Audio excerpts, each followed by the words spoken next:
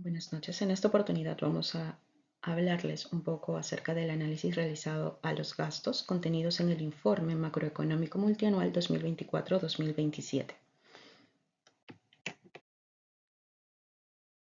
A nivel de gobierno general se presentan diferentes tipos de gastos, tales como son el gasto no financiero, gasto no corriente y el gasto corriente.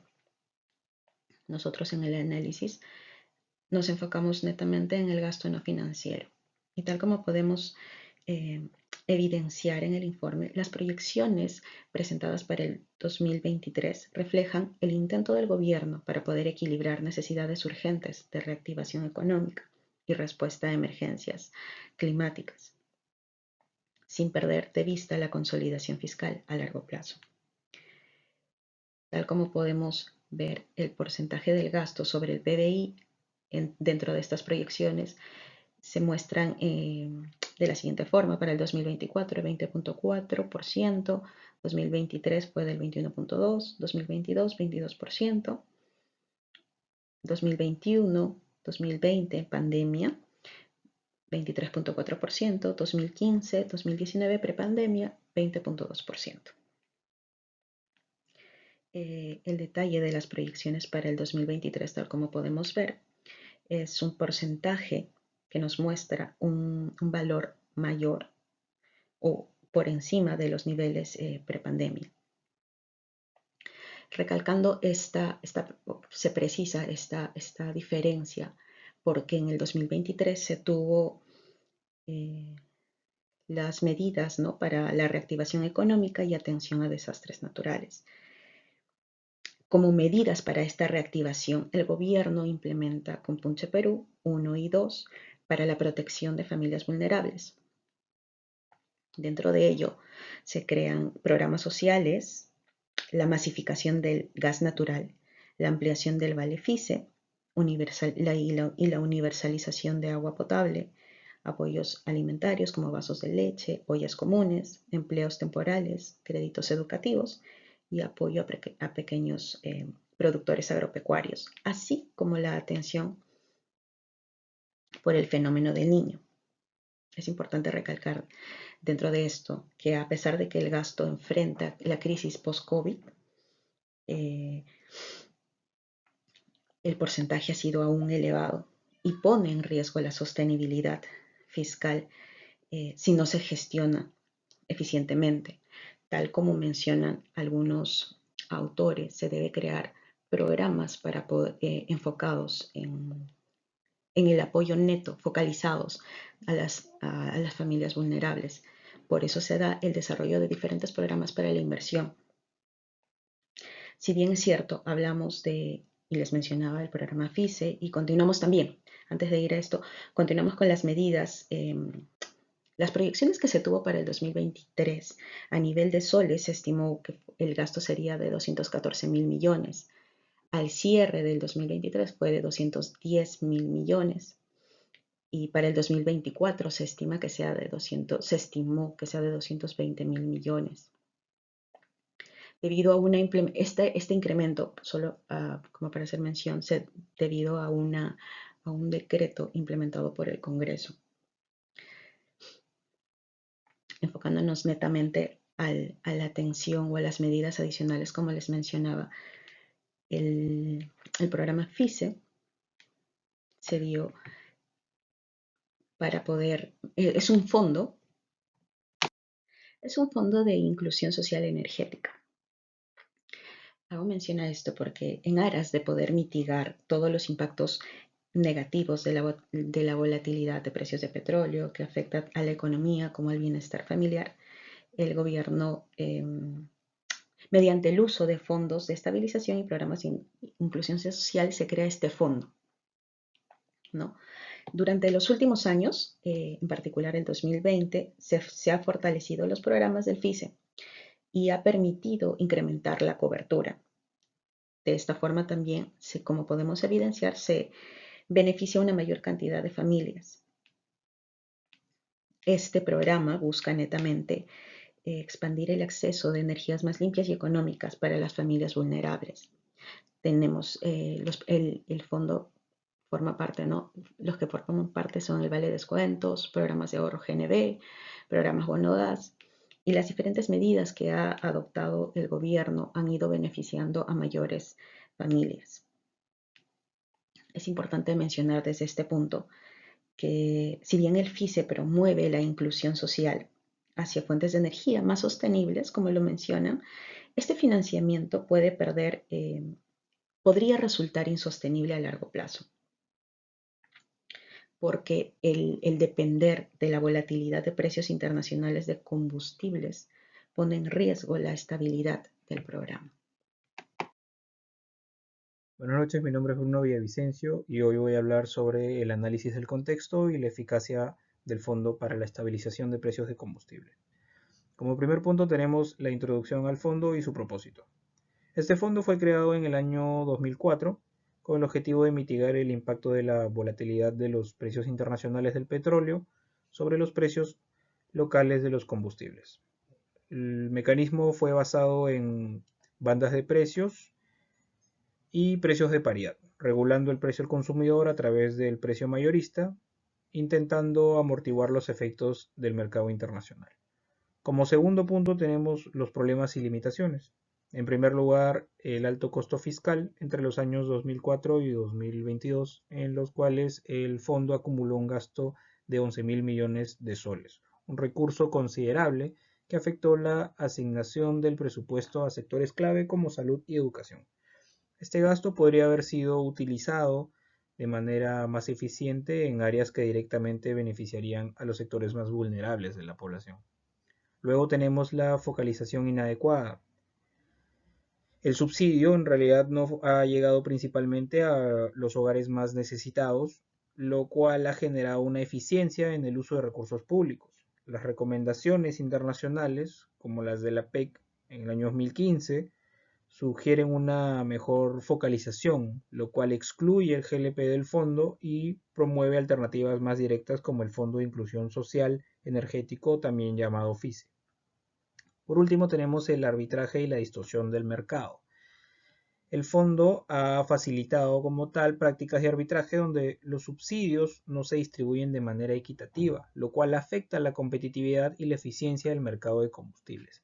Aquí podemos observar en las imágenes el gasto no financiero general, el costo fiscal del fondo y el gasto por función en justicia, pensión, saneamiento y salud. En esta diapositiva podemos observar la evaluación del impacto fiscal y los desafíos futuros. Como primer punto tenemos el impacto fiscal y gasto público. El elevado gasto público para el 2004 se proyecta en un 20.9% del Producto Bruto Interno, lo cual indica un regreso a niveles prepandemia.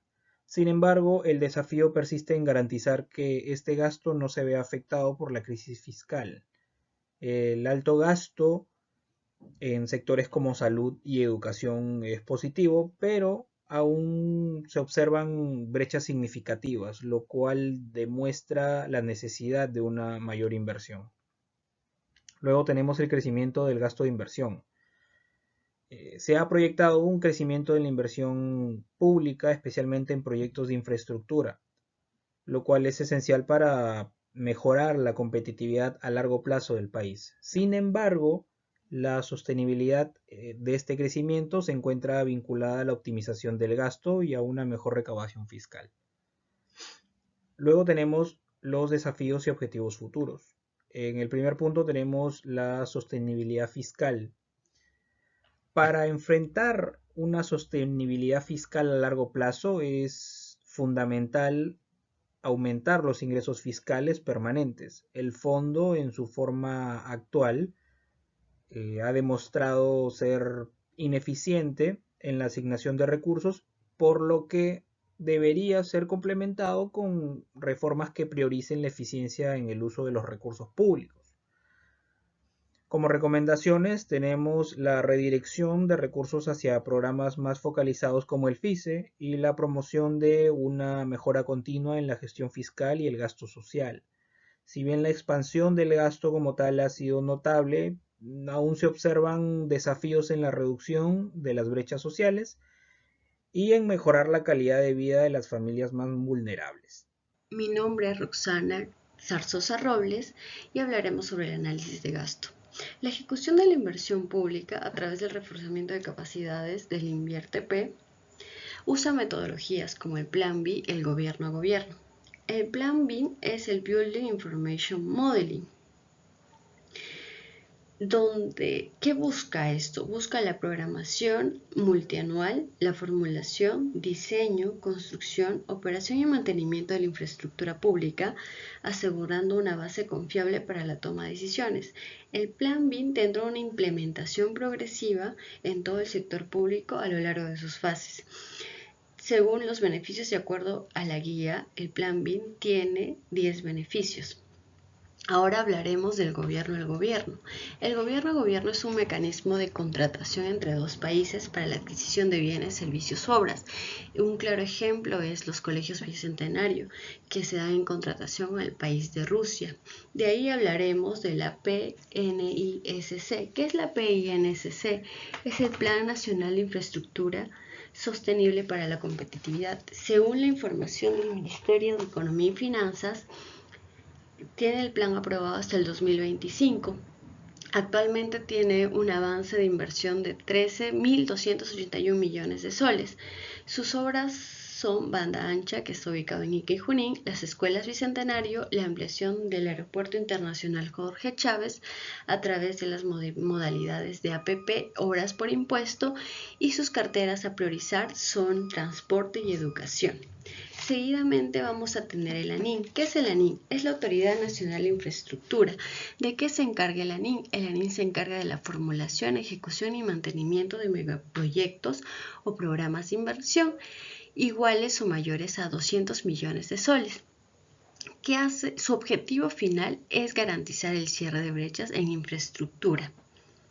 Después vamos a tener el ARCC. El ARCC es la Autoridad para la Reconstrucción con Cambios.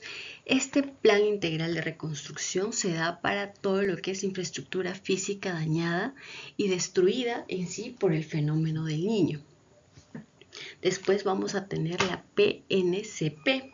La PNCP es un plan de política nacional de competitividad y productividad. Tiene 9 objetivos prioritarios, 30 alineamientos de política, cuenta con una cartera priorizada para cubrir brechas también. Cada una de ellas cubre brechas de infraestructura priorizando diferentes carteras.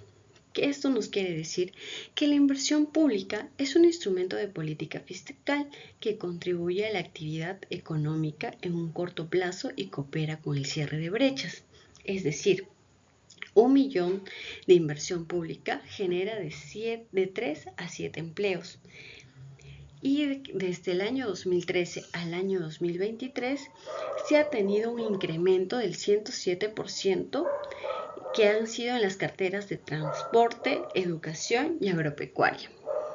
Esto nos quiere decir que el gobierno ha establecido medidas para impulsar la inversión pública a través de la aprobación de decretos legislativos. Y esos decretos legislativos lo que han hecho es aprobar entidades, sistemas, metodologías, buscando en sí cerrar brechas de infraestructura, pero como objetivo el ciudadano.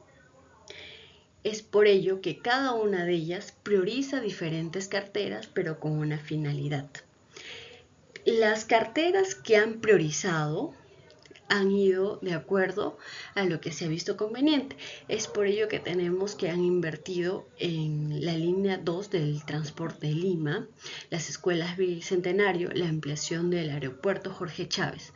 Las carteras a priorizar, las mencionamos en la diapositiva, han sido transporte y comunicación, salud, educación y electricidad, agricultura y riego, agua y saneamiento y por último turismo. ¿Por qué mencionamos el último turismo? Ya que en los últimos años se ha visto esta cartera priorizar. Es decir, que la inversión pública en el Perú al transcurrir los años ha sido de una manera progresiva. Y esto también teniendo en cuenta que hemos tenido dificultades con el COVID-19. pero nos ha permitido cerrar brechas y alinear todas las entidades, los sistemas, en busca de un fin común.